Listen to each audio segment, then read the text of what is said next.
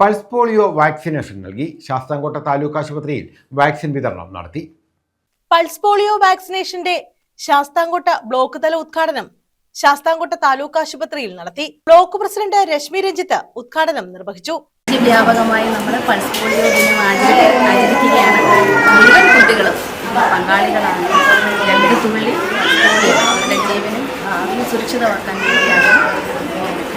Block അംഗം അമൃത ബിജു, വാർഡംഗം ദിലീപ്, മുൻ വാർഡംഗം Rajani, doctor Anoop എന്നിവർ നേതൃത്വം നൽകി.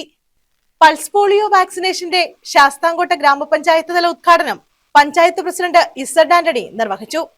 ബഹുമാനപ്പെട്ട അധ്യക്ഷൻ, ഈ ചടങ്ങിൽ പങ്കെടുക്കുന്ന ആരോഗ്യ പ്രവർത്തകർ, ആശാവർക്കർമാർ, അംഗനവാടി ജീവനക്കാർ ഉൾപ്പെടെയുള്ള പ്രിയപ്പെട്ടവർ, ഇന്ന് സംസ്ഥാനത്ത് ഏതാണ്ട് 22,000-ൽ പരം കേന്ദ്രങ്ങളിൽ 9 ലക്ഷത്തിൽ പരം കുട്ടികൾക്ക് ഈ പോളിയോ വാക്സിൻ നൽകുകയാണ്.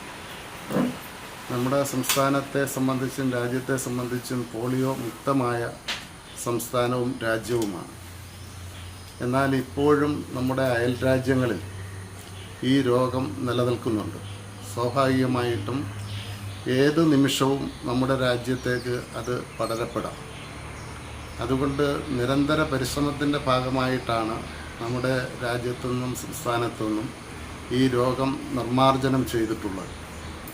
അതിൻ്റെ പ്രതിരോധ പ്രവർത്തനങ്ങൾ നിരന്തരം നടത്തുക എന്നുള്ളത് അയൽ രാജ്യത്ത് ഈ രോഗം നിലനിൽക്കുന്ന സാഹചര്യത്തിൽ ഏറ്റവും പരമപ്രധാനമാണ്.